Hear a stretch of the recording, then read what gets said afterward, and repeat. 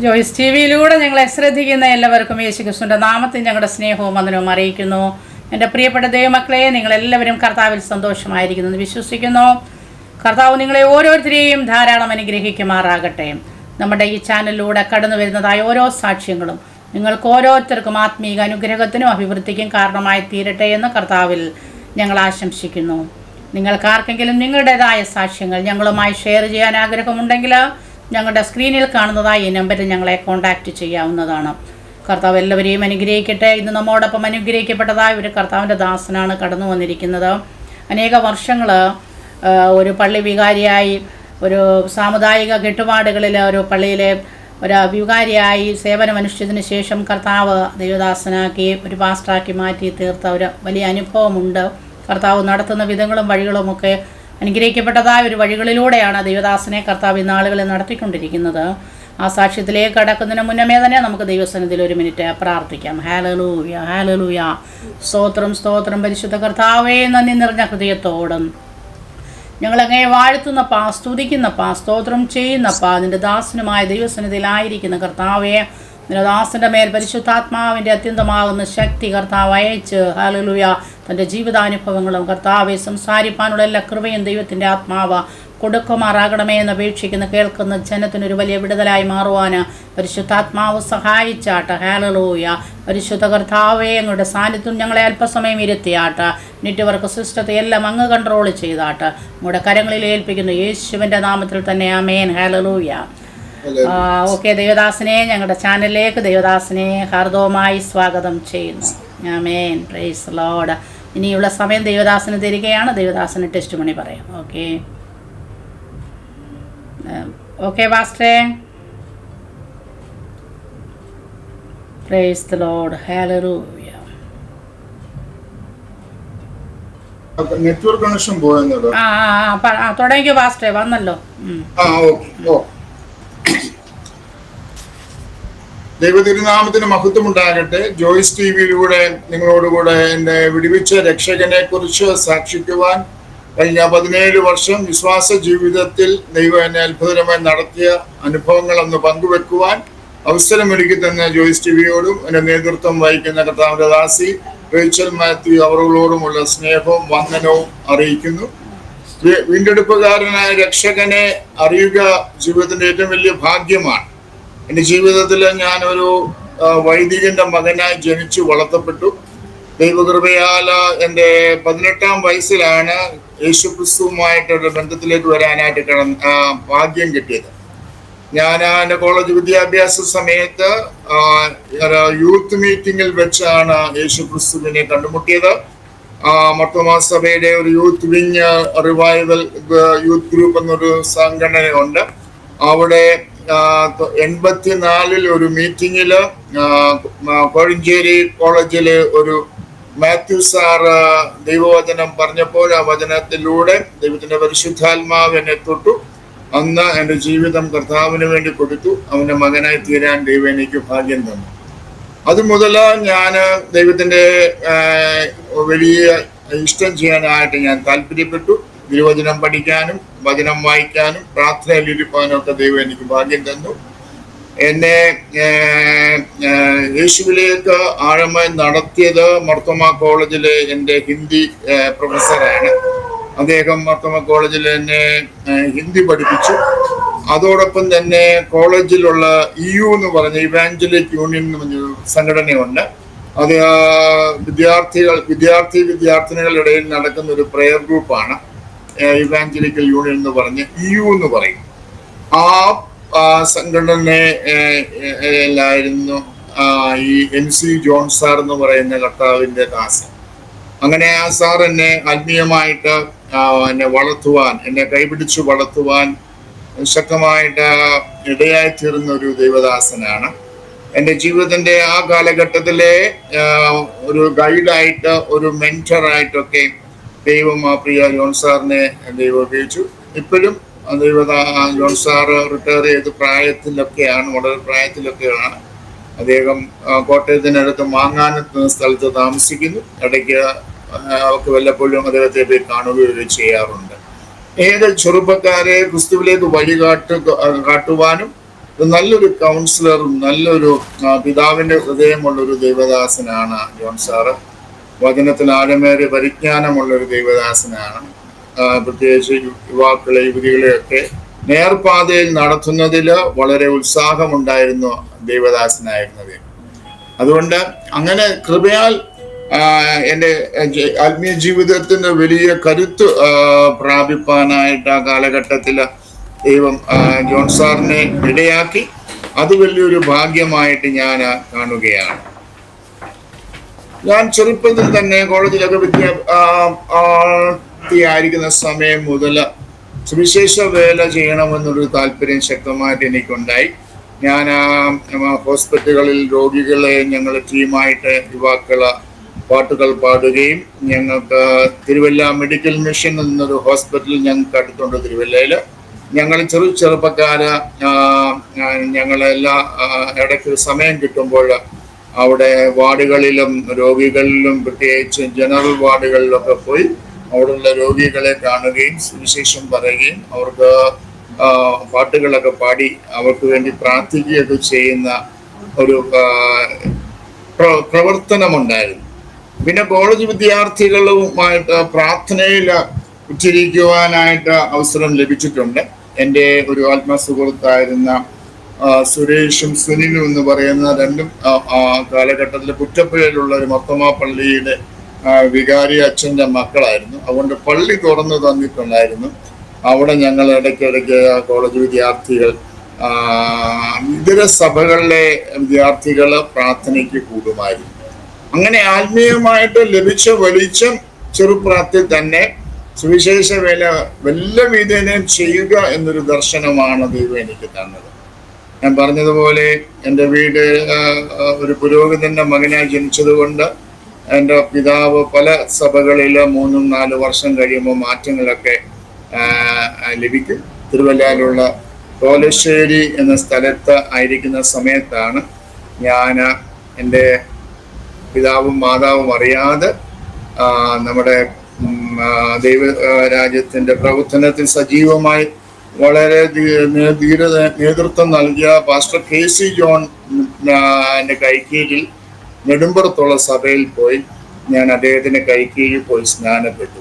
അതെൻ്റെ മാതാപിതാക്കൾ അറിയാതെ അത് ജീവന്റെ വചനമാണ്. ആ വചനത്താലാണ് സകലവും ഉളവായതെന്ന് മനസ്സിലായി.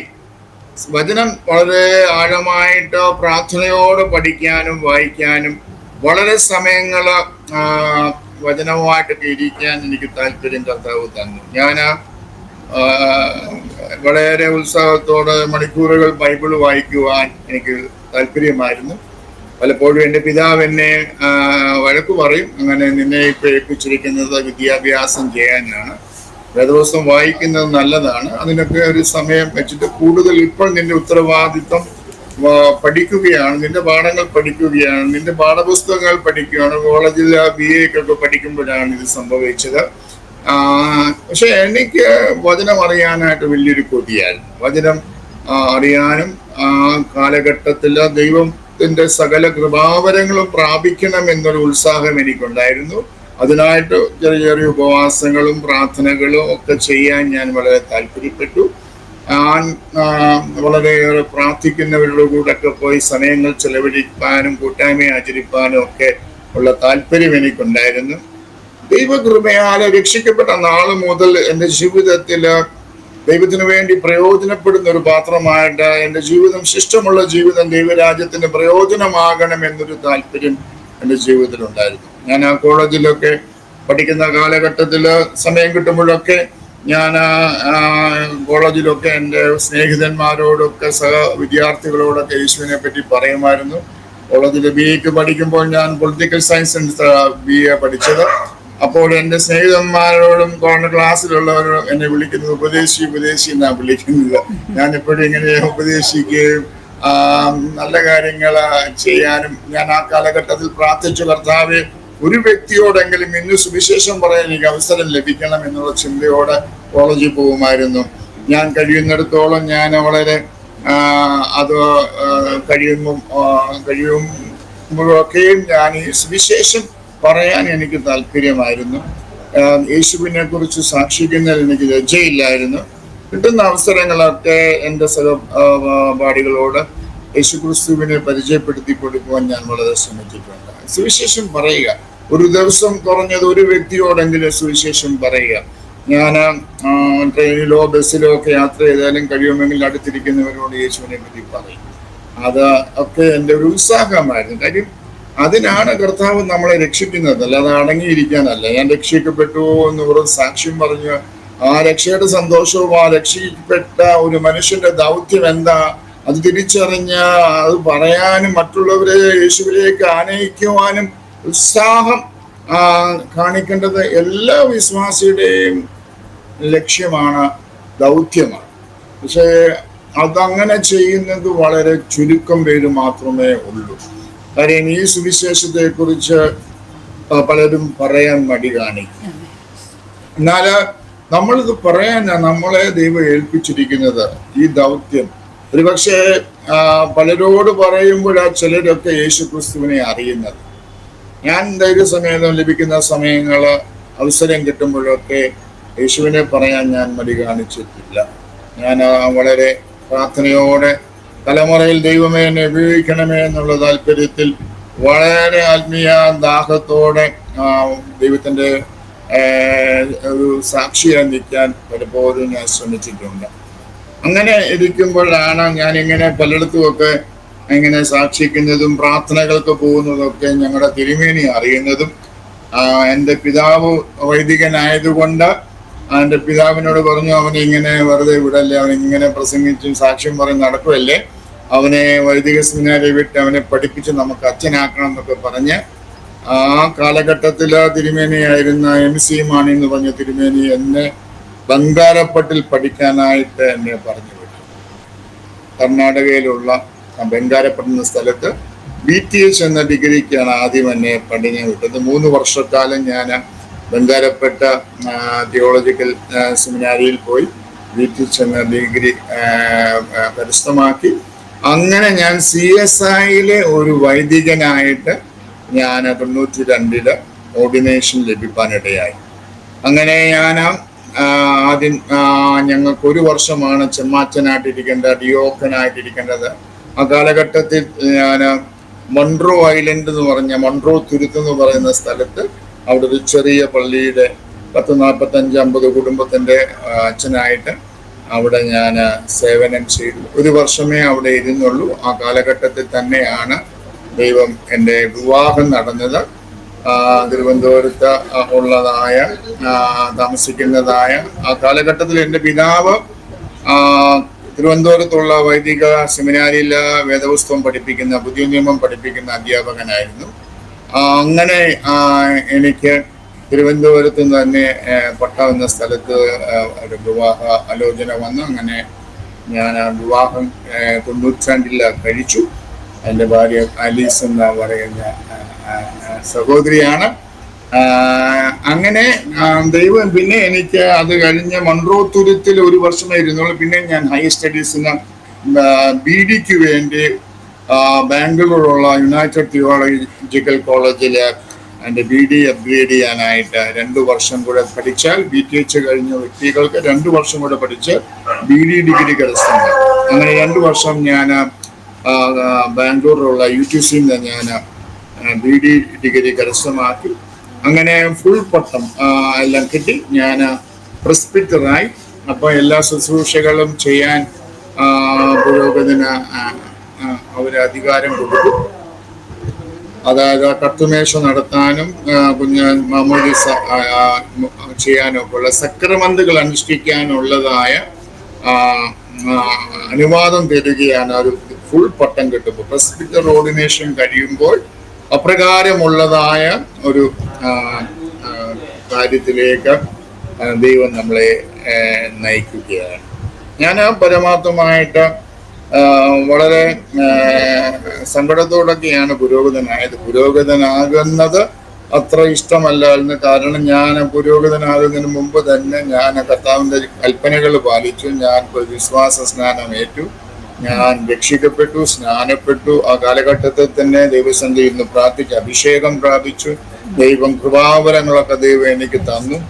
അപ്പോൾ ദൈവകൃപയാല് ഞാൻ വളരെ സങ്കടത്തോടൊക്കെ പുരോഗതനായത്. കാര്യം ഞാൻ പല കാര്യങ്ങളും വിശ്വാസം ബൈബിളിൽ പറയുന്ന പല കാര്യങ്ങളും ആ, അതിന് വിരുദ്ധമായ പല കാര്യങ്ങളും ചെയ്യേണ്ടി വരുന്നവർക്ക് ഭയങ്കര സങ്കടം എനിക്കുണ്ടായി.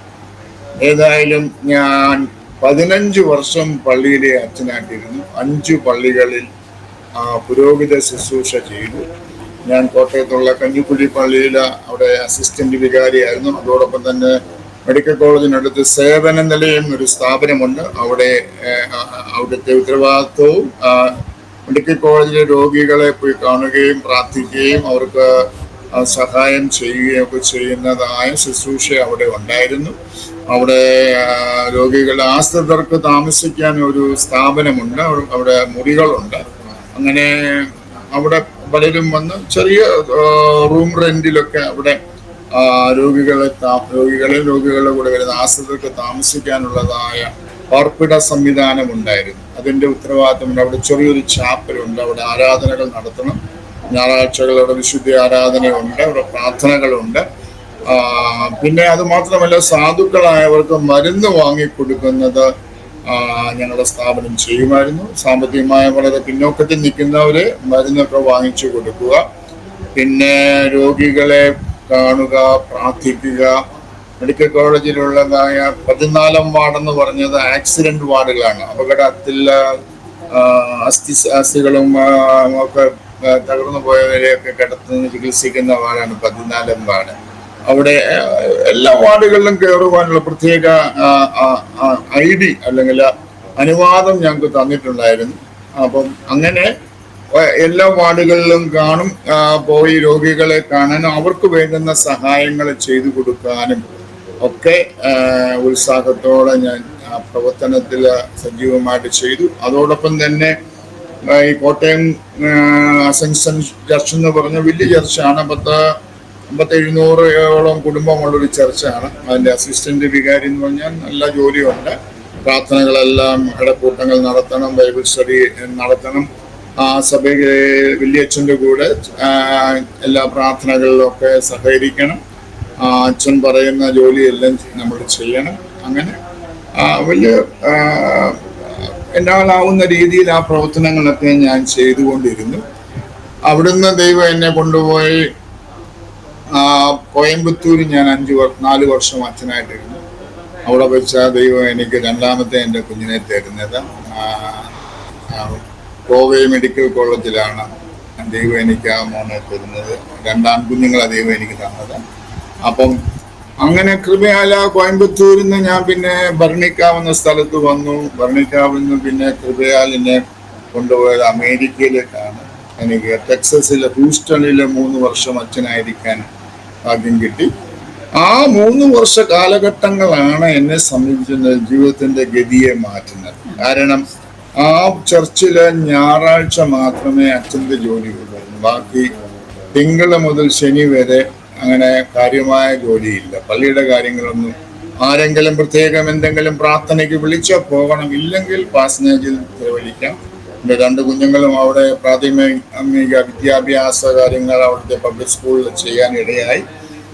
അതോടൊപ്പം തന്നെ എനിക്കൊത്തിരി സമയം ബൈബിള് വായിക്കാനും പ്രാർത്ഥനയിലേക്ക് വരാനും വളരെ ദാഹത്തോട് കൊതിയോടെ ദൈവവചനം വായിക്കാൻ മണിക്കൂറുകൾ ഞാൻ സമയം ചെലവഴിച്ചു. മറ്റു കാര്യങ്ങളൊന്നും ചെയ്യാനില്ലാത്തത് കൊണ്ട് പാസനേജ് അവർ നല്ലൊരു മനോഹരമായ ഭവനം ഞങ്ങൾക്ക് പാർക്കുവാൻ തന്നിട്ടുണ്ട്, നല്ലൊരു വാഹനം ഓടിക്കാൻ തന്നിട്ടുണ്ട്. അപ്പോൾ ഞാൻ കൂടുതൽ സമയം കിട്ടുന്ന പകലൊക്കെ ബൈബിള് വായനയിലേക്കും വചനത്തിലേക്കും പ്രാർത്ഥനയിലേക്കും സമയം ചെലവഴിക്കാൻ ദാഹത്തോട് കൊതിയോടെ ദൈവമേ നിന്നെ എനിക്ക് പൂർണ്ണ ഹൃദയത്തോട് സ്നേഹിക്കണം, നിന്റെ ഇഷ്ടം എനിക്ക് ചെയ്യണം, എന്നെക്കുറിച്ചുള്ള തിരുഹിതം എനിക്ക് മനസ്സിലാക്കി തരണം, അതുപ്രകാരം ഞാൻ മുന്നോട്ട് ചൂടുകൾ വെക്കാൻ ആഗ്രഹിക്കുന്നുണ്ട്. തുറന്ന മനസ്സോടെ ദൈവസന്നിധിയിൽ പ്രാർത്ഥിപ്പാൻ ഞാൻ സമയങ്ങൾ എടുക്കുമായിരുന്നു. അപ്പൊ ദൈവമേ നീ എന്നോട് സംസാരിക്കണം, നീ സംസാരിച്ചാൽ ഞാൻ അനുസരിച്ചോളാം എന്നുള്ള ആ ചിന്തയിലായിരുന്നു ഞാൻ ദൈവത്തിന്റെ അടുത്ത് വചനവുമായി പ്രാർത്ഥനയുമായിട്ട് തീരുന്നത്. ആ കാലഘട്ടങ്ങളിൽ എന്നെ ഇതര സഭകള് ശുശ്രൂഷയ്ക്ക് വിളിക്കുമായിരുന്നു. എൻ്റെ അകത്ത് വെളിച്ചം കുറച്ചുള്ളത് കൊണ്ട് ഞാൻ മറ്റ് പെന്തക്കോസ്ത് സർക്കിളിലൊക്കെ എന്നെ ചില കൂട്ടങ്ങളിലും പ്രാർത്ഥനകളിലൊക്കെ വിളിക്കുമായിരുന്നു. അനേക ദൈവദാസന്മാരുമായിട്ട് എനിക്ക് പരിചയപ്പെടാൻ ഇടയായിട്ടുണ്ട്. എൻ്റെ ഒരു അടുത്ത സ്നേഹിതനായിരുന്നു ജെയിംസ് എന്ന് പറഞ്ഞ സഹോദരൻ. അദ്ദേഹം ഹൂസ്റ്റണിലാണ് താമസിക്കുന്നത്. അദ്ദേഹമെല്ലാം ഇവിടെയുള്ള IPC ചർച്ചിലാണ് കൂടുന്നത്. അദ്ദേഹത്തിൻ്റെ കൂടെ കുറച്ച് പ്രാർത്ഥിക്കുന്ന ആൾക്കാരുണ്ട്. ഒരു ബായ് ബ്രദർ ഉണ്ടായിരുന്നു.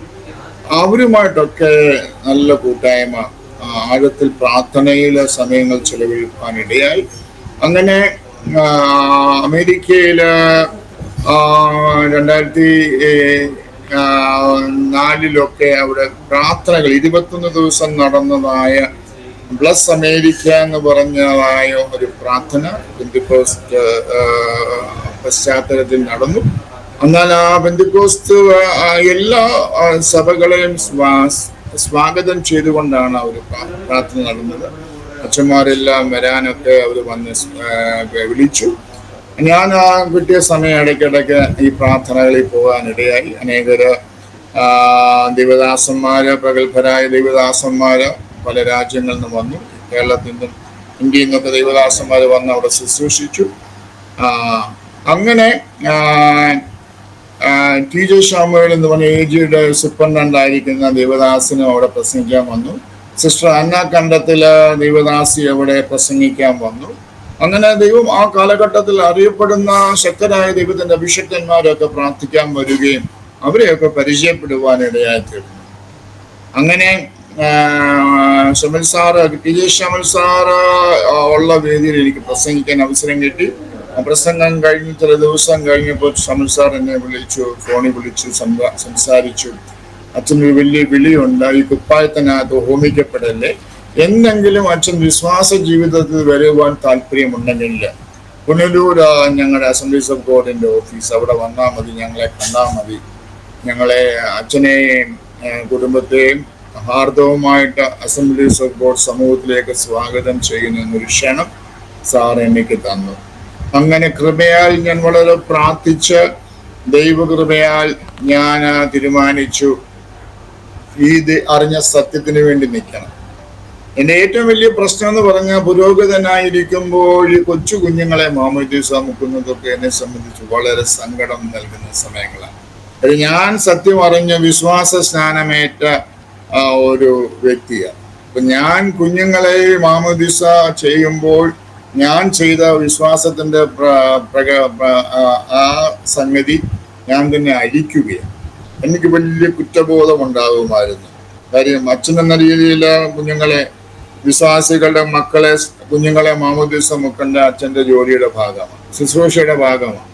കഴിയുമെങ്കിൽ മറ്റച്ഛന്മാരുണ്ടെങ്കിൽ ആ ശുശ്രൂഷ അവരെ ഏൽപ്പിക്കുമായിരുന്നു. അമേരിക്കയിലൊക്കെ വേറെ അച്ഛന്മാരെ കിട്ടാൻ നിവൃത്തിയില്ല. ഓരോ പള്ളിക്കും ഒരു അച്ഛനേ ഉള്ളൂ, വേറെ മറ്റേ അച്ഛന്മാരെ കിട്ടത്തില്ല. അതുകൊണ്ട് നിർവാഹമില്ലാതെ വളരെ സങ്കടത്തോടൊക്കെയായിരുന്നു ഞാൻ ആ ശുശ്രൂഷകൾ ചെയ്തത്.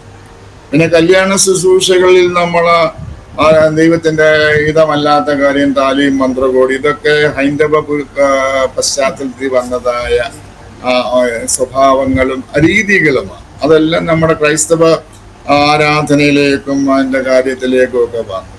അപ്പം നമ്മൾ അറിഞ്ഞുകൊണ്ട് ഇത് നമ്മളെ ദൈവവചനത്തിന് വിരുദ്ധമായ കാര്യങ്ങളാണ് സഭയിൽ കൂട്ടിക്കൂട്ടുന്നത്. പിന്നെ പറഞ്ഞത് എൻ്റെ ഏറ്റവും വലിയ സങ്കടം എന്ന് പറഞ്ഞാൽ ജീവിതത്തിൽ യാതൊരു ക്രമീകരണവും വിശുദ്ധിയും ഇല്ലാത്ത നല്ലൊരു ജനതയാണ് ഈ പള്ളിയിൽ വരുന്ന വിശ്വാസികൾ. നല്ല ശതമാനം ആളുകൾ ഞങ്ങളുടെ CSIയിലൊക്കെ മദ്യപിക്കുകയും പുകവലിക്കുകയും ദുശീലങ്ങൾക്കൊക്കെ അടിമകളായിരുന്നു. ഇതൊന്നും അവർക്ക് മാറ്റുവാൻ താല്പര്യമില്ല. ഞാനിരുന്ന എൻ്റെ പള്ളികൾ 5 പള്ളികളിൽ ഞാൻ എൻ്റെ പ്രസംഗത്തിൽ കൂടെ ഞാൻ പറയും, മദ്യപാനി സ്വർഗരാജ്യത്തിൽ പ്രവേശിക്കുന്നു. ദൈവത്തിന്റെ മന്ദിരമാണ് നമ്മുടെ ശരീരം. ആ ശരീരത്തെ നശിപ്പിക്കുന്നതിനെ ദൈവം നശിപ്പിക്കും. ഇതൊക്കെ ഞാൻ കൂടെ പ്രസംഗിക്കുന്ന വിഷയങ്ങളാണ്. അപ്പോൾ പലപ്പോഴും ഞാൻ 5 പള്ളികളിൽ അവിടെ ജനങ്ങളുടെ ഒരു വലിയ പരാതി, സജീവച്ചനെ ഞങ്ങൾക്ക് ഇഷ്ടമാണ്, പക്ഷെ അച്ഛൻ്റെ പ്രസംഗ പീഠത്തിലെ പ്രസംഗം ഞങ്ങൾക്ക് ഇഷ്ടമല്ല. അമേരിക്കക്കാർ വളരെ വ്യക്തമായിട്ട് എൻ്റെ 2-3 പ്രസംഗം കഴിഞ്ഞപ്പോഴേ പറഞ്ഞു, ഈ രീതിയിൽ അച്ഛനെ തുടർന്ന് ഞങ്ങളെ വചനം പ്രസംഗിക്കാൻ താല്പര്യപ്പെടുന്നെങ്കിൽ അച്ഛനെ ഞങ്ങൾ വന്നതുപോലെ അയക്കും. അച്ഛന് യാതൊരു സാമ്പത്തിക നന്മയും ഞങ്ങൾ തരത്തില്ല. ഞാൻ പറഞ്ഞു, എൻ്റെ യേശുവിനെ നിങ്ങളുടെ ഡോളറിന് ഞാൻ വിൽക്കത്തില്ല. കാര്യം ഞാൻ അറിഞ്ഞ സത്യം പറയുക എന്റെ ദൗത്യം. നിങ്ങൾ ആരും നിത്യ നരകത്തിൽ പോകല്ലേ എന്നാണ് എൻ്റെ പ്രാർത്ഥന. നിങ്ങൾ എൻ്റെ കർത്താവ് ശ്രേഷ്ഠ ഇടയൻ. ആ ഇടയന്റെ കീഴിൽ ഞാൻ ഒരു ഇടയനായിരിക്കും. എന്നെ ദൈവം ഏൽപ്പിച്ച ആടുകളെ ശരിയായ പാതയിൽ നടത്തുകയാണ് എൻ്റെ ദൗത്യം. അവർക്ക് മാറ്റമില്ലാത്ത തിരുവചനം കൊടുത്ത് സകല സത്യത്തിൽ ഒരു വഴി നടത്തുന്നതാണ് എന്നെ ദൈവം ഏൽപ്പിച്ചിരിക്കുന്നത്. അതുകൊണ്ട് നിങ്ങളുടെ ആത്മാവ് നഷ്ടമായി പോകല്ലേ. നിങ്ങൾ അറിഞ്ഞുകൊണ്ട് പാപത്തിൽ ജീവിക്കുമ്പോൾ, അല്ലെങ്കിൽ നിങ്ങളുടെ ശരീരം ദൈവത്തിന്റെ മന്ദിരമായ ശരീരം നിങ്ങൾ അശുദ്ധമാക്കുമ്പോൾ, മദ്യപാനം കൊണ്ടും പുകയില ഉപയോഗം കൊണ്ടും, അല്ലെങ്കിൽ നിങ്ങളുടെ ശരീരത്തെ അശുദ്ധമാക്കുമ്പോൾ നിങ്ങളുടെ ശരീരം ദൈവത്തിന്റെ മന്ദിരം നശിപ്പിക്കപ്പെടുകയാണ്. അത് അങ്ങനെ നശിപ്പിക്കുന്നവരെ ദൈവം ഒരിക്കലും വെറുതെ വിടത്തില്ല. നിത്യനരകം അവർക്ക് വേണ്ടി ഒരുക്കിയിരിക്കുന്നു. അപ്പോൾ ഇങ്ങനെയുള്ള എൻ്റെ ഏറ്റവും വലിയ പ്രതിസന്ധി എന്ന് പറഞ്ഞാൽ, ഞാൻ എൻ്റെ 5 പള്ളികളിൽ എനിക്ക് പ്രസംഗിക്കാൻ കിട്ടുന്ന സമയത്തൊക്കെ ഇത് ജനത്തെ നല്ലവണ്ണം ഓർപ്പിക്കുമായിരുന്നു. അപ്പോൾ വളരെ ആളുകൾ ഞങ്ങളെ അച്ഛാ ഇത് പ്രസംഗിച്ചാലും ഞങ്ങൾ മാറത്തില്ല, ഞങ്ങള് മദ്യപിക്കും, പുകവലിക്കും, അല്ലെങ്കിൽ ഞങ്ങള് മുറുക്കാൻ കഴിക്കും, അല്ലെങ്കിൽ അങ്ങനെയുള്ള ലഹരി കാര്യാദികളെല്ലാം ഞങ്ങൾ ചെയ്യും. ഞങ്ങളുടെ സ്വഭാവം. അതുകൊണ്ട് അച്ഛൻ പ്രസംഗിച്ച് വെറുതെ മെനക്കിടുക, ഞങ്ങൾ ആരും ഇത് മാറാൻ താല്പര്യപ്പെടുന്നു എന്ന രീതിയിൽ.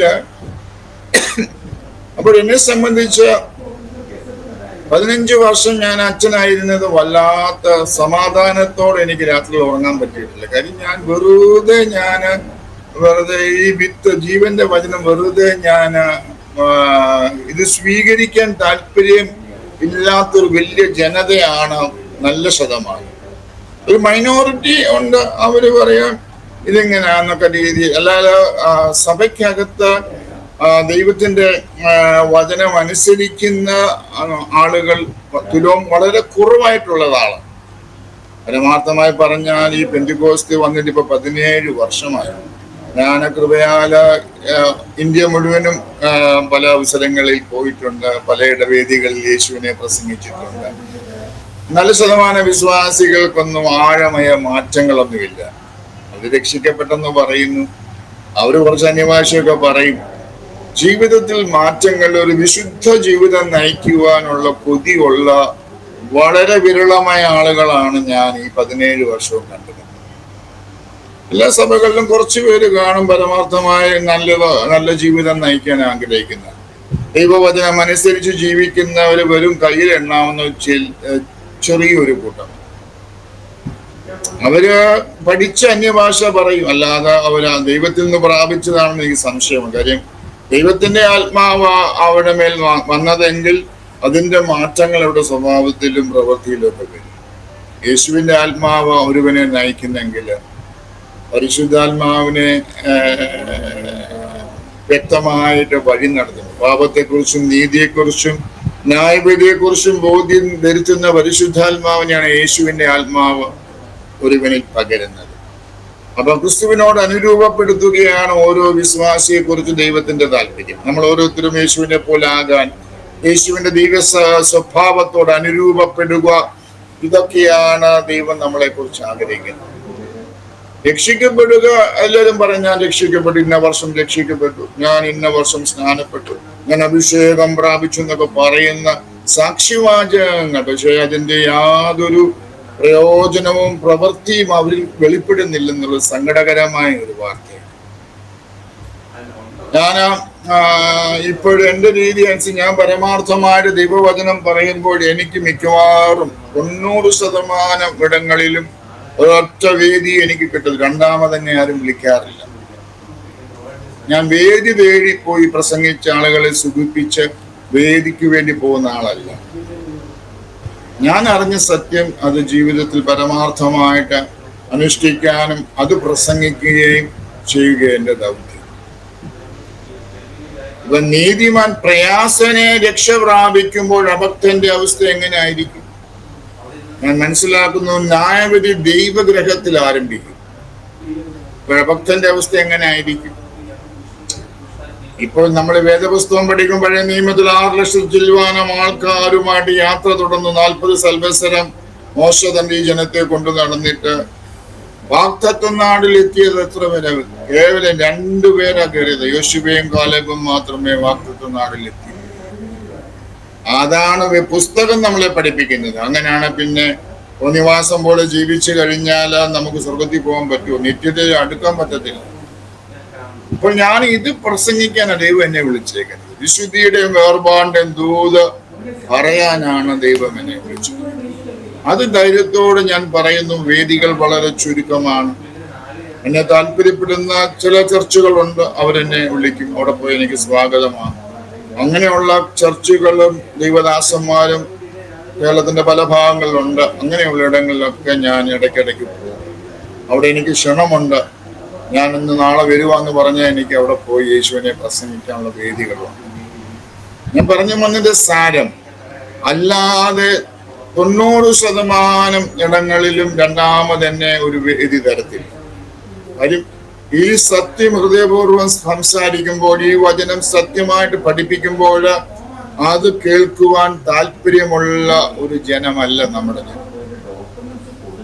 പാപത്തെ പച്ചവെള്ളം പോലെ കുടിക്കുന്ന ഒരു തലമുറയിലാണ് നാം ആയിരിക്കുന്നത്. വിശുദ്ധി എന്ന് പറഞ്ഞ വേർപെട്ടു എന്നൊക്കെ പറഞ്ഞാൽ എന്തു വേർപെട്ടു? എല്ലാവരും 90% ഈ വിശ്വാസത്തിൽ വന്നവർ, രക്ഷിക്കപ്പെട്ടു, സ്നാനപ്പെട്ടു, അഭിഷേകം പ്രാപിച്ചവരുടെയൊക്കെ ജീവിതം നോക്കിയാൽ ഞാൻ കാണുന്ന ഒരു കാര്യം ഞാൻ സങ്കടത്തോടെ പറയട്ടെ, എല്ലാം അവരവരുടെ കാര്യത്തിന് വേണ്ടിയുള്ള കാര്യങ്ങൾ, അല്ലാതെ ദൈവത്തിന് വേണ്ടി ഇവരെന്ത് ചെയ്തു? വളരെ വിരളമായിട്ട് മാത്രമേ വില കൊടുത്ത് കർത്താവിനെ അനുഗമിക്കുന്ന ആളുകളെ ഞാൻ കാണുന്നുള്ളൂ. എല്ലാം അവരവരുടെ കാര്യം. എന്നെ പോലെ അച്ഛന്മാര് കുറെ പേര് ഇറങ്ങിയിട്ടുണ്ട്. ഇതര സഭകളിൽ CSI ഇറങ്ങിയ അച്ഛന്മാരുണ്ട്, ഓർത്തഡോക്സ് ഇറങ്ങിയ അച്ഛന്മാരുണ്ട്, വിരളമായ ചില അച്ഛന്മാരുണ്ട്. അവരുടെ സാമ്രാജ്യങ്ങൾ പണിത അച്ഛന്മാരുണ്ട്. ഞാനിപ്പോ 17 വർഷമായി വിശ്വാസ ജീവിതത്തിൽ വന്നിട്ട് ഞാൻ സാമ്രാജ്യവും പണിതില്ല. ഞാൻ അന്നും ഒറ്റ, ഇപ്പോഴും ഒറ്റയ്ക്ക്. ഞാനൊരു സംഘടന കൂടെയില്ല, പ്രസ്ഥാനത്തിന്റെ കൂടെയില്ല. പലരും എന്നോട് ചോദിക്കും, അച്ഛനൊന്നും പണിതില്ലേ? ഓരോരുത്തർ ഞങ്ങൾ അച്ഛന്മാര് കുറെ ഇറങ്ങി, കുറെ വൈദിക ബൈബിൾ സ്കൂളുകളും മിഷണറി സ്ഥലങ്ങളും 10-500 മിഷണറിമാരൊക്കെ ഉള്ള വലിയ സംഘടനകളൊക്കെ. ദൈവം, ഞാൻ തെറ്റെന്ന് പറയുന്നില്ല, എനിക്ക് ആരോടും അസൂയം കണക്കൊന്നുമില്ല. എന്നെ ദൈവം അത് ഏൽപ്പിച്ചിട്ടില്ല. എന്നെ ദൈവം ഏൽപ്പിച്ചിരിക്കുന്നത് യോഹന്നാൻ സ്നാപകനെ പോലെ മരുഭൂമിയിൽ വിളിച്ചു പറയാൻ എന്നെ വിളിച്ചത്. കേൾപ്പാൻ ചെവിയുള്ളവൻ കേൾക്കട്ടെ. ഇതാ എന്നെ ദൈവം ഏൽപ്പിച്ച ദൗത്യം. ഒരു പ്രവാചക ദൗത്യമാണ് ദൈവം എനിക്ക് തന്നിരിക്കുന്നത്. എനിക്കറിയാം, പഴയ നിയമത്തിൽ 400ഓളം പ്രവചന ശബ്ദങ്ങൾ വേദപുസ്തകത്തിൽ രേഖപ്പെടുത്തിയിട്ടുണ്ട്. അവർ ദൈവത്തിന്റെ ആലോചന സഭയിൽ നിന്ന് ദൈവത്തിന്റെ ആലോചന കേട്ടിട്ട് ദൈവാലോചന പറയുന്ന ദൈവത്തിന്റെ ദാസന്മാരാ പ്രവാചകന്മാരെന്ന് പറഞ്ഞു. പ്രവാചക ദൗത്യം പഴുപ്പ് ബ്ലാസ്റ്റഡ് ഒട്ടിച്ചു വിടുകയില്ല, പഴുപ്പ് ഞെക്കിക്കളയണം. പാപമെന്ന് വ്യക്തമായിട്ട് പറഞ്ഞ് ജനത്തെ വിശുദ്ധിയിലേക്ക്, ഒരു അനുതാപത്തിലേക്ക്, ദൈവകൃപയിലേക്ക് കൊണ്ടുവരുന്ന ദൗത്യമാണ് നമ്മളെ ദൈവം ഏൽപ്പിച്ചിരിക്കുന്നത്. വിശുദ്ധിയുടെ ദൂത് ഇന്ന് നമ്മുടെ പുൽക്കുറ്റുകളിൽ കേൾക്കാനില്ല. ഇന്ന് നല്ല ശതമാനം ന്യൂ ജനറേഷൻ ചർച്ചുകളാണ് പൊട്ടിപ്പൊടുന്നത്. ഭയങ്കര സമൃദ്ധി പറയുന്ന സഭകളാണ്. അവരെല്ലാം വചനത്തിലല്ല നിൽക്കുന്നത്, വെളിപ്പാടുകളിലാണ് കുറെ നിൽക്കുന്നത്. അവിടെ എല്ലാം വലിയ പെരുത്ത ജനക്കൂട്ടമായിരിക്കും, ഇടിച്ചു കയറും, അത്ഭുതങ്ങളും വീര്യപ്രവൃത്തികളും എല്ലാം ഇവിടെ നടക്കും. അങ്ങനെയുള്ള പല ചർച്ചുകളിലൊക്കെ ഞാൻ ജസ്റ്റ് പോയി കാണാറുണ്ട്, എന്താ നടക്കുന്നതെന്ന് കാണാറുണ്ട്. ദൈവവചനം അതിന്റെ വിശുദ്ധിയിൽ പഠിപ്പിക്കുന്ന സഭകൾ ഇന്ന് വളരെ വിരളമായിക്കൊണ്ടിരിക്കുന്നു. ചിലരുടെ പുൽപ്പിറ്റുകളിൽ നിന്ന് വലിയ വിശുദ്ധിയുടെ ദൂത് പറയും, പക്ഷേ അകത്ത് അവരുടെ ജീവിതം വേറെ. ആത്മീയ നേതൃത്വങ്ങൾ തന്നെ നോക്കിക്കഴിഞ്ഞാൽ എല്ലാ സ്ഥാനങ്ങൾക്കും മാനങ്ങൾക്കും വേണ്ടി ഓടുന്ന ഒരു വലിയ ജനതയാണ് കാണുന്നത്. അവരവരുടെ സാമ്രാജ്യങ്ങൾ പണിയുകയാണ്. ഇതാണോ നമ്മൾ വാഴ്ത്തപ്പെട്ട കർത്താവിനെ നമ്മൾ കണ്ടുപഠിക്കേണ്ടത്? യേശുവിനെ അനുഗമിച്ച ശിഷ്യന്മാരെയൊക്കെ നമ്മൾ നോക്കണം. പൗലോസ് ഒരു വലിയ ധനികനായ മനുഷ്യനാ, കപ്പലുടമയുടെ മകന്. അവസാനം പുള്ളിക്ക് ഒരു ചർമ്മലിഖിതവും പുസ്തകവും പുതപ്പൊക്കെ ഉള്ളു പുള്ളിയുടെ സമ്പാദ്യം. സകലവും ചപ്പും ചവറും എണ്ണി യേശുവിന് വേണ്ടി പോയവരെ. ദൈവത്തെ പരമാർത്ഥമായിട്ട് വേല ചെയ്യുന്ന ദൈവത്തിന്റെ CT സ്റ്റഡ് എന്നൊരു മനുഷ്യനെ പറ്റി ഞാൻ പഠിച്ചു മനസ്സിലാക്കിയപ്പോൾ അദ്ദേഹം വലിയ രാജകുമാരനാണ്, പ്രഭു കുടുംബത്തിൽ ജനിച്ചവനാണ്. 250 മുറിയുള്ള ഒരു വലിയ കൊട്ടാരമായിരുന്നു പുള്ളിയുടെ വാസസ്ഥലം. അവസാനം ആഫ്രിക്കയിലേക്ക് സുവിശേഷവുമായിട്ട് പോകുമ്പോൾ താൻ ഒരു ചെറിയ കൂടാരത്തിനകത്ത് അവസാനിക്കുകട്ടെ. കർത്താവിന് വേണ്ടി ഇറങ്ങിത്തിരിക്കുമ്പോൾ സകലവും വിട്ട് അനുഗമിക്കുവാൻ ഇന്ന് എത്ര പേർക്ക് താല്പര്യമുണ്ട്? എല്ലാം സാമ്രാജ്യം കെട്ടിപ്പണിയാനുള്ള വെമ്പലാണ് നമ്മൾ കാണുന്നത്. അതുകൊണ്ട് പ്രിയമുള്ളവരെ, വചനത്തിലേക്ക് മടങ്ങി വരുവാൻ, വചനം പറയുന്നത് അനുശാസിക്കുവാൻ നമ്മളെ കഴിയണം. അതാ നമ്മളെ കുറിച്ച് ദൈവം ആഗ്രഹിക്കുന്നത്. ഒരു ദൈവത്തിന്റെ വരവിൽ കാഹളം ധ്വനിക്കുമ്പോൾ എടുക്കപ്പെടുവാനുള്ള യോഗ്യതയുണ്ടോ? എല്ലാവരും പോകാൻ വേണ്ടി ഇരിക്കുക, ജീവിതമൊന്നും ക്രമീകരിക്കപ്പെടാതെ, ദൈവഭയമില്ലാത്തൊരു തലമുറ. ദൈവഭയം ഇവിടെ വളരെ കുറഞ്ഞുകൊണ്ടിരിക്കുന്നു. ദൈവത്തെ വാസ്തവമായിട്ട് ഭയപ്പെടുന്ന ഒരു രീതി കാണുന്നില്ല. വളരെ സങ്കടത്തോടെ പ്രാർത്ഥിക്കുകയാണ്. ഞാൻ സങ്കടത്തോടെ പറയാം, ഞാൻ കൃപയാൽ ഇന്ത്യ മുഴുവനും സഞ്ചരിക്കുന്ന ആളാണ്. എനിക്ക് വളരെ വ്യക്തമായിട്ട് പറയാം, കേരളത്തിൽ നിന്ന് ദൈവം വിട്ടുപോയി. ഇവിടെ ദൈവമില്ല. കർത്താവ് സഭയുടെ പുറത്ത്. മറ്റു സംസ്ഥാനങ്ങളിലൊക്കെ കുറെ കൂടെ വ്യത്യാസമുണ്ട്. ആളുകൾക്ക് ദൈവഭയമുണ്ട്. കേരളം ഒഴിച്ച് മറ്റു സംസ്ഥാനങ്ങൾക്ക് ദൈവത്തിന്റെ ഉണർവ് വായിക്കുന്നുണ്ട്. അവർ അതിനുവേണ്ടി കാംക്ഷിക്കുന്നുണ്ട്. ആ ദാഹം അവർക്കുണ്ട്. ഞാൻ സങ്കടത്തോട് പറയട്ടെ, AD 52 സെന്റ് തോമസ് കേരളത്തിൽ വന്ന് സ്ഥാപിച്ചതാണ് ദൈവസഭ, അല്ലെങ്കിൽ ക്രൈസ്തവ സഭയുടെ ഒക്കെ പ്രാരംഭം അവിടെയാണ്. പെന്തക്കോസ്തൊക്കെ വന്നിട്ട് 125 വർഷങ്ങളെ ആകുന്നുള്ളൂ. ആദ്യം തുടങ്ങുന്നത് അങ്ങനെ അല്ലല്ലോ. 7 സഭ കൊണ്ട് തുടങ്ങി, പിന്നെ പല സഭകളായി മെയിൻലൈൻ ചർച്ചസ്. ഞാൻ പറഞ്ഞു വന്നത്, ഒത്തിരി സഭകളുടെയൊക്കെ ആസ്ഥാനം കേരളത്തില്ല. ഞങ്ങളുടെ തിരുവല്ല എന്ന് പറഞ്ഞ പട്ടണം ഒത്തിരി സഭകളുടെ ആസ്ഥാനം, തിരുവല്ല പ്രാന്ത പ്രദേശങ്ങളിൽ. എന്നാൽ വളരെ സങ്കടകരം, ഓരോ സഭയെ നോക്കിക്കഴിഞ്ഞു വളരെ സങ്കടകരമായ കാര്യങ്ങളാണ് നടക്കുന്നത്. ഇത് പറയാനുള്ള പ്രവാചക ശബ്ദം ആദാൻ പ്രവാചകന്മാരെ പോലുള്ള പ്രവാചകന്മാർ എഴുന്നേൽക്കേണ്ട കാലം കഴിഞ്ഞു. ദൈവത്തിന്റെ അരുളപ്പാട് പറയുവാൻ, അത് സുഖിപ്പിക്കുന്നതായ, പ്രസാദിപ്പിക്കുന്ന വേദി കിട്ടാൻ വേണ്ടി പറയാനുള്ളതായ ദൂതുകളല്ല. ദൈവത്തിന്റെ ഹൃദയത്തിലുള്ളത് പറയാൻ പറ്റുന്ന ദൈവശബ്ദങ്ങൾ കുറഞ്ഞുകൊണ്ടിരിക്കുക. അതുകൊണ്ട് ദൈവത്തിനു വേണ്ടി ശക്തമായിട്ട് പ്രവർത്തിക്കാനായിട്ട് ഒരു താല്പര്യമുള്ളതായ ഒരു കൂട്ടം എഴുന്നേക്കണം.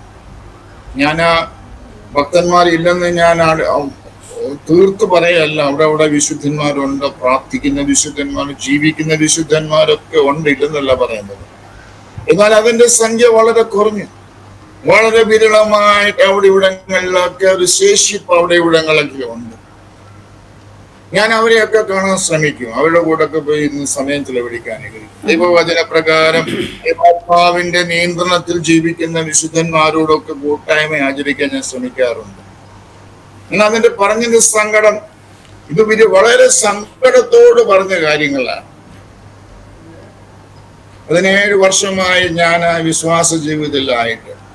15 വർഷം ദേവദാസിനെ അമേരിക്കയിൽ നിന്ന് പിന്നെ ഇവിടെ കേരളത്തിൽ തിരിച്ചു വന്നോ? അമേരിക്കയിൽ 3 വർഷം അച്ഛൻ ജോലി കഴിഞ്ഞ് ഞാൻ കേരളത്തിൽ 2006 വന്നു.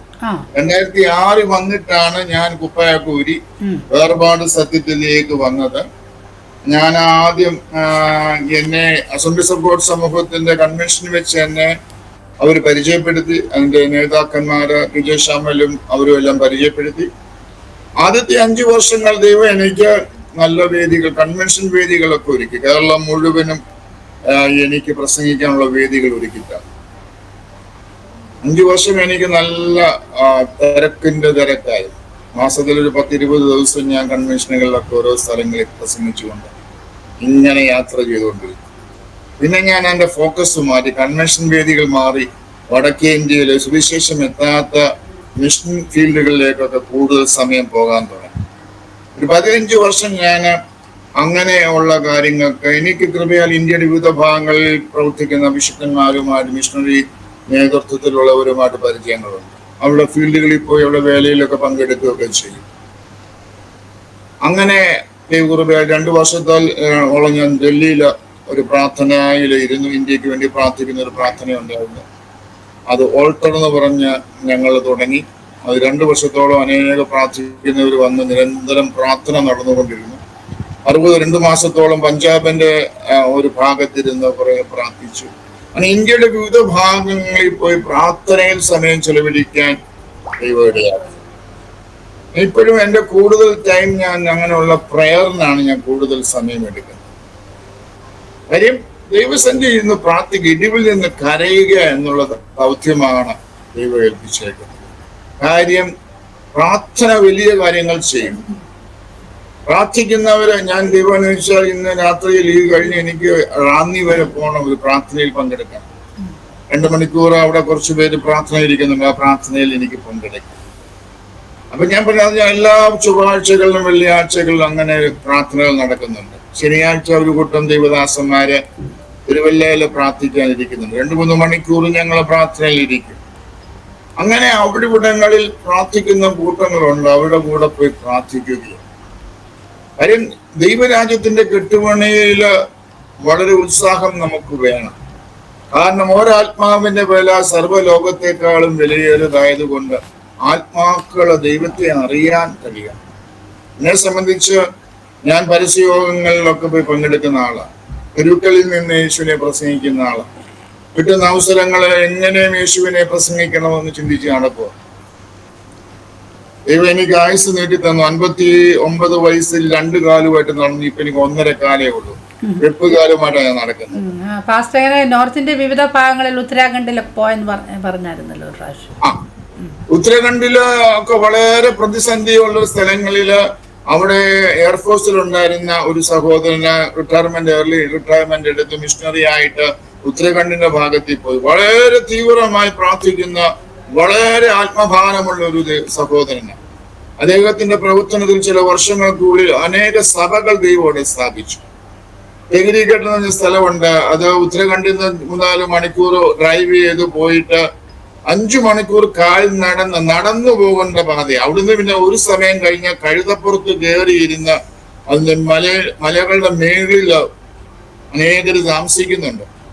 ഞങ്ങൾ അങ്ങനെ ഒരു മലയുടെ മകളിൽ കയറി ഒരു പകൽക്കാലം അവിടെ ഉള്ളതായ കുടുംബങ്ങൾ 10, 20, 25, 30 കുടുംബങ്ങളങ്ങൾ ഉണ്ടായിരുന്നു. അവിടുമായിട്ട് ഞങ്ങൾ സമയം ചെലവഴിച്ചു. തിരിച്ച് ഞങ്ങൾ വന്ന സമയത്ത് അവിടെ വിഗ്രഹങ്ങളെയും അവിടെ പടങ്ങളും അവിടെ ചിത്രങ്ങളും അടങ്ങുന്ന എല്ലാം 5-8 ചാക്കിനകത്തൊരു പൊതിഞ്ഞു. ഈ ദൈവങ്ങൾ ഞങ്ങളെ സഹായിച്ചില്ല. ജീവനുള്ള ക്രിസ്തുവിനെ കുറിച്ച് നിങ്ങൾ പറഞ്ഞപ്പോ ഈ ക്രിസ്തു മതി എന്ന് പറഞ്ഞ് ആ അനേകര് യേശുവിലേക്ക് വരുന്നത് കാണാനിടയായി. അങ്ങനെ വടക്കേന്ത്യയിലൊക്കെ അനേക സ്ഥലങ്ങളിൽ പോകുമ്പോൾ വലിയ ദൈവപ്രവൃത്തികൾ കാണാൻ കഴിയും.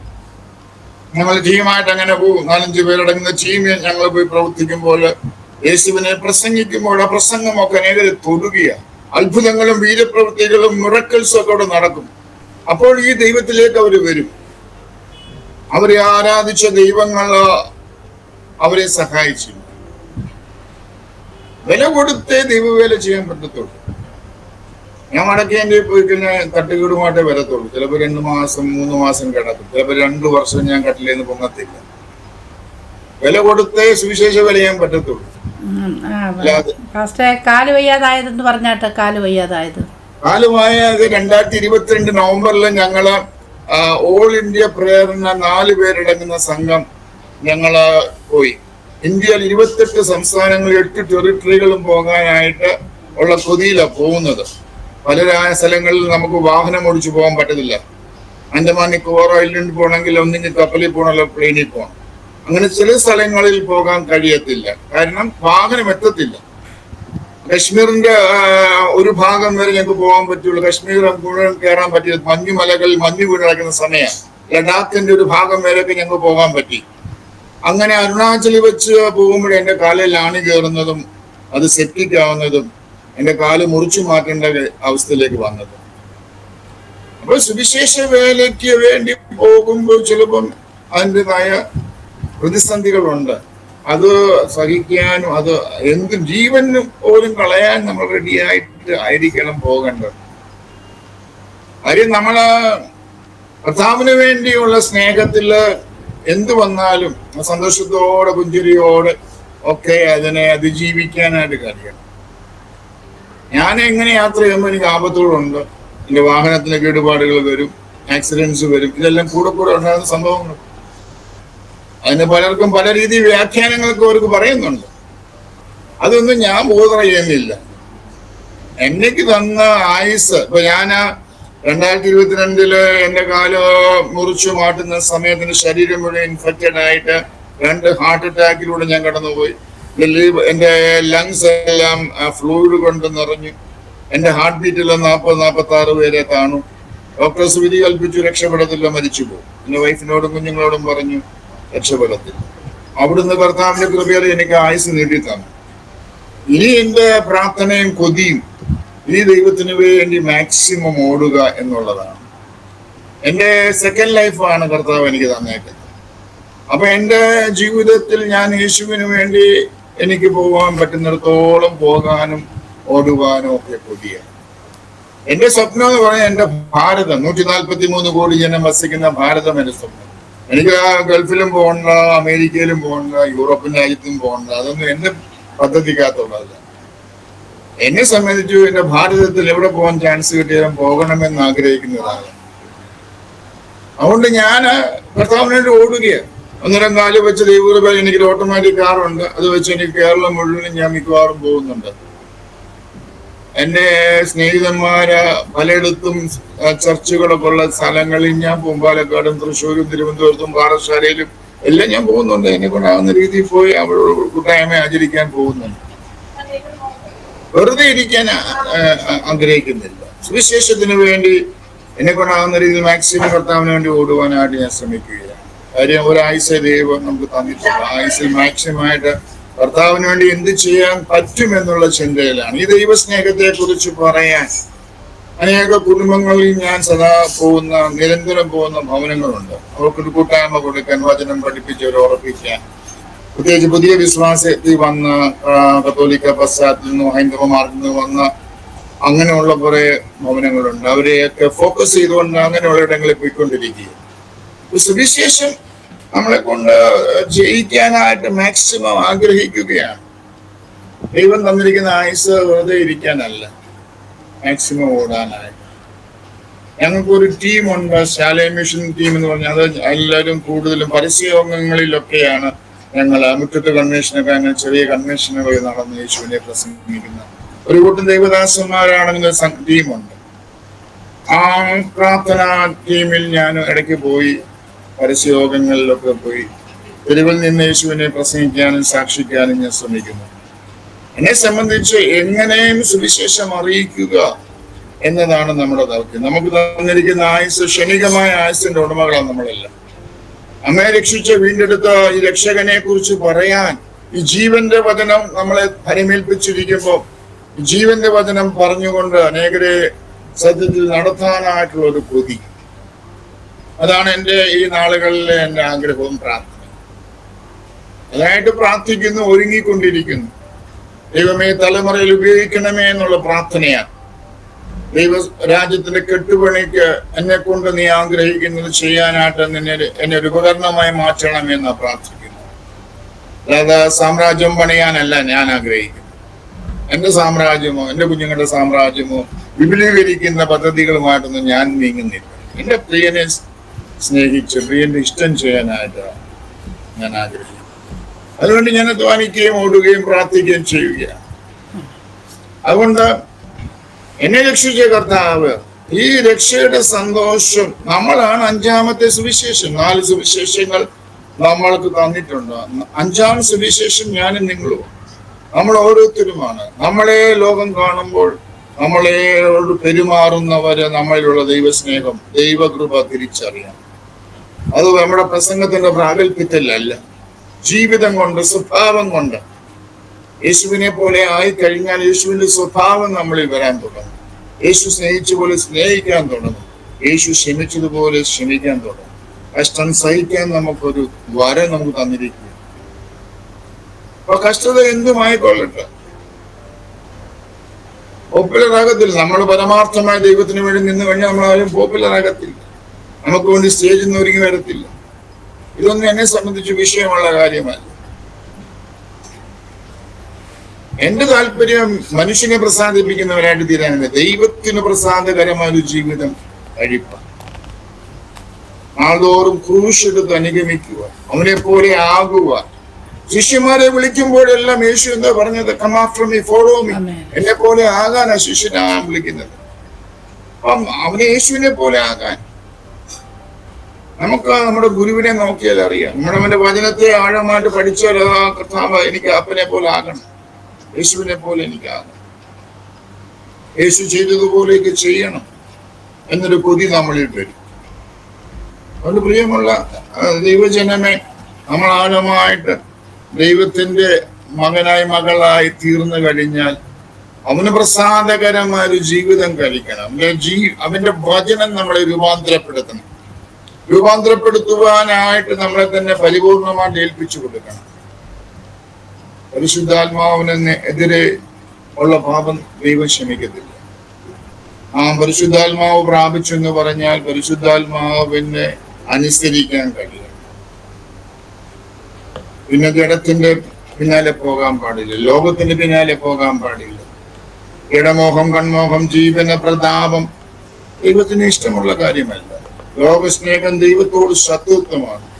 ദൈവ വിഷയമായിട്ട് നമ്മൾ സമ്പന്നരായി തീരാനാണ് നമ്മൾ ഓരോരുത്തരെ വിളിച്ചിരിക്കുന്നത്. ദൈവ വിഷയമായിട്ട് നമ്മൾ സമ്പന്നരാകണം. ദൈവരാജ്യത്തിന്റെ കെട്ടുപണിക്ക് നമ്മളെ പരിപൂർണമായി ഏൽപ്പിച്ചു കൊടുത്തിട്ട് മാക്സിമം നമുക്ക് തരുന്ന അവസരങ്ങൾ ദൈവരാജ്യവർദ്ധനയ്ക്ക് വേണ്ടി ദൈവത്തിന്റെ ഇഷ്ടം ചെയ്യുന്ന പ്രിയപ്പെട്ടവരായി ഞാനും നിങ്ങളും തീർന്നു കഴിയുമ്പോൾ അനേകരെ യേശുവിലേക്ക് ആകർഷിക്കാൻ കഴിയും. നമ്മുടെ ജീവിതം അതായിരിക്കണം പുതിയ. അതുകൊണ്ട് പ്രസംഗിക്കാൻ എളുപ്പമാണ്, പക്ഷെ ജീവിതം ആവശ്യം. അതിനൊരു കോൺസിക്രേറ്റഡ് ലൈഫ് നമുക്ക് വേണം. ദൈവത്തിന് പ്രസാദമുള്ള ഒരു ജീവിതം കഴിക്കണമെങ്കിൽ നമ്മുടെ പഞ്ചേന്ദ്രിയങ്ങൾ ദൈവത്തിനു വേണ്ടി സമർപ്പിക്കപ്പെട്ടു. ചിന്തകൾ ക്രിസ്തു ദൈവത്തിന്റെ വലത്തുഭാഗത്തിരിക്കുന്നിടമായി ഉയരത്തിലുള്ളത് ചിന്തിച്ച് അന്വേഷിച്ച് ജീവിതയാത്ര തുടരുവാൻ, അനുസൃതിക്ക് രൂപാന്തരപ്പെടുവാൻ, നമ്മളെ നിരന്തരം ഒരു യാഗമായി തീരുവാൻ. ഞാൻ പ്രാർത്ഥിച്ചവിടെ ഞാനോ കുറയണം, അവനോ വളരണം. യേശു നമ്മളിൽ വളരണം. യേശുവിന്റെ ദിവ്യ സ്വഭാവത്തോട് നമ്മൾ അനുരൂപപ്പെടണം. അതിന് ജീവന്റെ വചനം അടിസ്ഥാനമാണ്. വചനമായ ആഴമായിട്ട് ആ വചനം നമ്മുടെ ആത്മാവിനെ ദേഹിയും നമ്മുടെ സർവത്തെയും രൂപാന്തരപ്പെടുത്തുവാൻ ഏൽപ്പിച്ചു കൊടുക്കണം. അങ്ങനെ ദൈവത്തിന്റെ മന്ദിരങ്ങളായിട്ട് നിങ്ങൾ മാറണം. പരിശുദ്ധാത്മാവിന്റെ ശക്തി നമ്മളെ അത്ഭുതത്തിലേക്ക് നയിക്കാനായിട്ട് കഴിയും. 8-ാം അധ്യായത്തിൽ വായിക്കുന്ന ഒരു ഫിലിപ്പോസിനെ സമരിയയിൽ വിടുമ്പോൾ സമരിയയിൽ വലിയ അത്ഭുതങ്ങൾ നടക്കുന്നു. സമരിയ ദേശം മുഴുവൻ പിടിപ്പിക്കപ്പെടുന്നു. വീരപ്രവൃത്തികളും അതിശയങ്ങളും സംഭവിക്കുന്നത് കാണാൻ കഴിയുന്നു. മുസ്ലിംമാരെ പോലെ നമ്മൾ ആ ദൈവസന്നിധിയിൽ ശക്തി പ്രാപിക്കണം. അതിന് ഞങ്ങളോ പ്രാർത്ഥനയിലും വചനത്തിലും ഉറ്റിരിപ്പാനായിട്ട് ദൈവസന്നിധിയിൽ വളരെ സമയം പ്രാർത്ഥനയ്ക്ക് വേണ്ടി, വചനത്തിന്റെ പഠനത്തിന് വേണ്ടി നമ്മൾ ഏൽപ്പിച്ചു. ആ വചനം നമ്മളെ പരിവർത്തനം ചെയ്യുവാൻ, രൂപാന്തരപ്പെടുത്തുവാൻ നമ്മൾ അനുവദിച്ചു കൊടുക്കുമ്പോൾ നമ്മൾ ദൈവത്തിന്റെ സൗരഭ്യവാസനയായിട്ട് മാറും. നമ്മളിലൂടെ അനേകർ യേശുവിനെ അറിയും. അതാണ് നമ്മളെക്കുറിച്ച് ദൈവത്തിന്റെ തിരുവിധം. അതിനുവേണ്ടി നമ്മൾ കഴിഞ്ഞ തലമുറകൾ ദൈവം ഉപയോഗിച്ചവരൊക്കെ മണിക്കൂറുകൾ ദൈവസന്നിധിയിൽ ഇരുന്ന് പ്രാർത്ഥിക്കുന്നവരും അവരുടെ ജീവിതമാണ് അനേകരെ തൊട്ടത്. അങ്ങനെ ദൈവസന്നിധിയിൽ സമയങ്ങൾ ചെലവഴിക്കാൻ നമ്മളെ ഏൽപ്പിച്ചു കൊടുക്കും. അതിനാഴമേറിയ സമർപ്പണം വേണം. ആത്മാവിന്റെ ഒരു ദാരിദ്ര്യം നമുക്ക് വേണം. എന്തൊക്കെ ആയെന്നുള്ള ചിന്തയിൽ ജീവിച്ചാൽ നമുക്കൊന്നും ആകാൻ പറ്റത്തില്ല. ഇവിടെ കുറവുകളെ കണ്ടെത്താൻ കഴിയണം. നമ്മുടെ കൂട്ടായ്മ ജീവിതത്തിൽ നമുക്ക് നല്ല പ്രെയർ പാർട്ട്നേഴ്സിനെ നമുക്ക് വേണം. അന്യോന്യം കറക്റ്റീവ് ആകുന്നതായ, അന്യോന്യം അക്കൗണ്ടബിൾ ആകുന്നതായ സ്നേഹിതന്മാരുടെ വലയം വേണം. നമ്മുടെ കുറവുകൾ ആത്മാർത്ഥമായിട്ട് പറയുന്ന സഹോദരി, ഇതാ ഈ കുറവൊന്ന് പരിഹരിക്കണം. അങ്ങനെ ഒരു അക്കൗണ്ടബിലിറ്റി നമ്മൾ ഉണ്ടാക്കണം. അങ്ങനെയുള്ളതായ വണ്ണസ് നമ്മുടെ സഹോദര വർഗത്തിൽ ഉണ്ടാകണം. ആമേൻ. സ്തോത്രം. അങ്ങനെ അപ്പോൾ ആത്മാവിൽ നമുക്ക് വളരാൻ കഴിയും, ആത്മാവിന്റെ ഫലം പുറപ്പെടുവിക്കാൻ കഴിയും. യോഹന്നാൻ 15:8 പറഞ്ഞു, നിങ്ങൾ അധികം ഫലം കഴിക്കുമ്പോൾ പിതാവ് നിങ്ങളിൽ മഹത്വപ്പെടും. അങ്ങനെ വാസ്തവമായി നിങ്ങളുടെ ശിഷ്യന്മാരായി തീരുമെന്ന യോഹന്നാൻ 15:8 പറയുന്നു. ഫലങ്ങളാൽ സ്നേഹം, സന്തോഷം, സമാധാനം, ദയ, ദീർഘക്ഷമ, പരോപകാരം, വിശ്വസ്തത, ഇന്ദ്രിയ ജയം, സൗമ്യത, 9 കൂട്ടം ഫലങ്ങൾ ഗലാത്യ ലേഖനം 5 പറയുന്നുണ്ട്. ആ കൃപയിൽ നമ്മൾ നിറഞ്ഞു കഴിയുമ്പോൾ ഫലം പുറപ്പെടുവിക്കുന്നവരായി തീരും. നമ്മളെ തന്നെ പരിശോധിച്ചുകൊണ്ട് ദൈവത്തിന്റെ ഒരു സാക്ഷിയായി അനേകരെ നീതിയിലേക്ക് നടത്തുന്നവരായി തീരാനാ ദൈവം നമ്മളെ ഓരോരുത്തരും വിളിച്ചിരിക്കുന്നത്. അത് രക്ഷിക്കപ്പെട്ടു, സ്നാനപ്പെട്ടു, അഭിഷേകം പ്രാപിച്ചു, വേർപെട്ടു, നല്ല കാര്യങ്ങൾ ഇതൊക്കെ. അതിന് എന്ത് പ്രയോജനം? ദൈവത്തിന് എന്ത് പ്രയോജനം അതുകൊണ്ട്? ഞാൻ പറഞ്ഞ പോലെ 90% വിശ്വാസികൾ ഇന്ന് കർത്താവിന്റെ അടുത്ത് വരുന്നത് അവരുടെ കാര്യങ്ങൾക്ക് വേണ്ടി. അല്ലാതെ ദൈവത്തിന്റെ കാര്യം ആരാ ചെയ്യുന്നത്? ദൈവത്തിന്റെ ഇഷ്ടം ആരാ ചെയ്യുന്നത്? അങ്ങനെയുള്ളവരെ കർത്താവ് നോക്കൂ. Completely sold out for the Lord. ദൈവത്തിന് വേണ്ടി കംപ്ലീറ്റ് സോൾഡ് ഔട്ട് ആയ ആളുകള് നമ്മുടെ ചുറ്റുമുണ്ട്. എനിക്കറിയാവുന്ന സാജു മാത്യു എന്ന് പറഞ്ഞ ദൈവദാസന്, അദ്ദേഹത്തിന് നോർത്ത് ഇന്ത്യ വലിയ മിനിസ്ട്രി ഉണ്ട്. അതുപോലെ ആഫ്രിക്കൻ സ്ഥലങ്ങളിലൊക്കെ അദ്ദേഹം വളരെ ശക്തമായ ദൈവത്താൽ ഉപയോഗിക്കുന്ന ദൈവദാസനാണ് സാജു മാത്യു എന്ന് പറയുന്ന കർത്താനദാസൻ. അദ്ദേഹത്തിന് മധ്യപ്രദേശിലെ വേലയുണ്ട്. ദമോ എന്ന് പറയുന്ന സ്ഥലത്ത് ഒരു വലിയ വേല നടക്കുന്നു. അതുപോലെ അനേക സ്ഥലങ്ങളിൽ വടക്കിന്റെ പല ഭാഗങ്ങൾ വരും. ആ വേലയിലൊക്കെ ഞാൻ കുറെ അസോസിയേറ്റ് ചെയ്യുന്നുണ്ട്. അവരുടെ മിഷണറിമാരുടെ കൂടെ ഒക്കെ പോയി താമസിക്കുക, മിഷൻ പ്രവർത്തനങ്ങളിലൊക്കെ ഞാൻ സഹകരിക്കുന്നുണ്ട്. അവരൊക്കെ അവിടെ നന്മ, അവർ പിതാക്കന്മാർ നൽകിയ നന്മകള് അതെല്ലാം വിറ്റാണ് ഈ സുവിശേഷ വേല ചെയ്യുന്നത്. ആഫ്രിക്കയിലൊക്കെ നിരന്തരം പോയിക്കൊണ്ടിരിക്കുക. സുവിശേഷം എത്താത്തിടങ്ങൾ അനേക കാര്യങ്ങൾക്ക് അഷ്ടത പുള്ളി ഈ അടുത്ത കാലത്ത് വലിയ ഹാർട്ട് അറ്റാക്കും ബൈപ്പാസും എല്ലാം കഴിഞ്ഞിട്ട് പുള്ളി പോയിക്കൊണ്ടിരിക്കുക. പുള്ളി ദൈവത്തിന്റെ വേലയ്ക്ക് വേണ്ടി ഏക്കർ കണക്കിന് സ്ഥലമുണ്ട്. പുള്ളി അത് ഓരോ ഏക്കറുകൾ വിറ്റ് അതിന്റെ നന്മ കൊണ്ട് സുവിശേഷ വിലയുന്ന ആളാണ്. അവർക്കുള്ള നന്മകൾ വിറ്റിട്ടാണ് സുവിശേഷം ചെയ്യുന്നത്. അല്ലാതെ ഇങ്ങനെ ആരെയും ആശ്രയിക്കാതെ വില കൊടുത്തുള്ള വേല. എന്നാൽ സർവ്വവും നഷ്ടപ്പെടുത്തി കർത്താവിന് വേണ്ടി ചെയ്യാൻ കഴിയണം. അതാ ഞാൻ മനസ്സിലാക്കുന്നതായ ക്രിസ്തീയ ജീവിതം. ദൈവത്തിന് വേണ്ടി പ്രയോജനമുള്ള ഒരു പാത്രങ്ങളായി തീരാൻ ആഗ്രഹിക്കും. ഞാനുകൊണ്ട് എന്റെ സാക്ഷ്യം ഇത്രേ എനിക്ക് പറയാനുള്ളൂ. ഞങ്ങളെ ഓർത്ത് പ്രാർത്ഥിക്കുക. ദൈവം എനിക്ക് അനുഗ്രഹിക്കുന്ന കുടുംബം നിങ്ങളുടെ പ്രിയപ്പെട്ടവൾ ആലീസ് എന്ന പേര് മിനിയെ വിട്ടു വിളിക്കും. എനിക്ക് 2 കുഞ്ഞുങ്ങളുടെ ജീവനും ജോഷുവും. ജോലിയൊന്നും ആയില്ല, ജോലി ശ്രമിച്ചുകൊണ്ടിരിക്കുന്നു. ദൈവത്തിന് വേണ്ടി പ്രയോജനപ്പെടണമെന്ന് മാത്രമാണ് ഞങ്ങളുടെ ആഗ്രഹം. തിരുവല്ലക്കടുത്ത് കബീർ എന്ന സ്ഥലത്ത് താമസിക്കുന്നു. കർത്താവിന്റെ വേലയിൽ എന്നെ കൊണ്ടാവുന്ന രീതിയിലൊക്കെ ഓടിക്കൊണ്ടിരിക്കുന്നു. ഇങ്ങനെ ജോയിസ് ടിവിയില് എന്റെ യേശുവിനെ പറ്റി, എന്നെ വിടിവിച്ച രക്ഷകനെ പറ്റിയൊക്കെ അല്പം പറയാൻ അവസരം ഒരുക്കി തന്നതിലുള്ള നന്ദി, സന്തോഷമുണ്ട്. ദൈവം ധാരാളമായിട്ട് നിങ്ങളെ അനുഗ്രഹിക്കും. ആഴമായിട്ട് കർത്താവിനെ അനുഗമിക്കും. അവനെ പോലെ ആകാൻ നമുക്ക് കൊതിക്കാം. അവന്റെ ഇഷ്ടം ചെയ്യുന്ന പ്രിയപ്പെട്ടവരായി തീരാൻ കർത്താവ് നോക്കുക. വയലുകൾ വിളഞ്ഞു കിടക്കുന്നു. സുവിശേഷത്തിന് വേലക്കാരെ ആവശ്യം. ആരെനിക്ക് വേണ്ടി പോകും. ഇന്നത്തെ പുതിയ തലമുറകളൊന്നും സുവിശേഷ വേലയ്ക്ക് വേണ്ടി വേർതിരിക്കപ്പെടുന്നില്ല. അങ്ങനെ ഒരു രീതിയിലല്ല കുഞ്ഞുങ്ങളെ വളർത്തുന്നത്. എല്ലാവരെയും വലിയ ഡോക്ടേഴ്സും എഞ്ചിനീയേഴ്സും വലിയ ആൾക്കാരായിട്ട് വിദേശ രാജ്യങ്ങളിൽ അയച്ച്, കാനഡയിലും യൂറോപ്പിലും മറ്റു രാജ്യങ്ങളും അയച്ച് അവരെ അങ്ങനെ വഴി മാറ്റി വിടുക. സുവിശേഷ വേലയ്ക്ക് വേണ്ടിയൊന്നും സമർപ്പിക്കപ്പെടുന്ന യുവാക്കൾ, കുതികൾ ഇന്ന് വിരളാം. അനേകർ യേശുവിന് വേണ്ടി വേണം. ദൈവത്തിന്റെ ന്യായത്തിന് കെട്ടുപണിക്ക് അനേകർ വേണം. അത് നമ്മുടെ പ്രാർത്ഥനയായിട്ട് മാറും. ഇന്ന് ബൈബിൾ കോളേജിൽ പഠിക്കാൻ ആരുമില്ല. ഞാൻ ഒത്തിരി ബൈബിൾ കോളേജിൽ പോകുന്ന ആളാണ്. പല ബൈബിൾ കോളേജിൽ പോകുമ്പോൾ അവിടെ ഒന്നും പഠിക്കാൻ ആരുമില്ല. പ്രത്യേകിച്ച് മലയാളികൾ ആരുമില്ല. എല്ലാം നോർത്ത് ഇന്ത്യയിൽ നിന്ന്, നോർത്ത് ഈസ്റ്റിൽ നിന്നൊക്കെ വരുന്ന കുറച്ച് പേര് കാണും. ഞാൻ പറഞ്ഞു വന്നത്, സുവിശേഷ വേലയ്ക്ക് ഇന്ന് പോകാൻ ആരുമില്ല. പിന്നെ ആര് ഈ ദൗത്യം ചെയ്യും? ഈ അനേകർ ഇനി യേശുവിലേക്ക് വരാനുണ്ട്. അനേക ഗോത്രങ്ങൾ, ജാതികൾ, വംശങ്ങൾ വിടുവിക്കപ്പെടാനുണ്ട്. ഈ സദ്വർത്തമാനം പറയാതെ എങ്ങനെ അവരറിയും?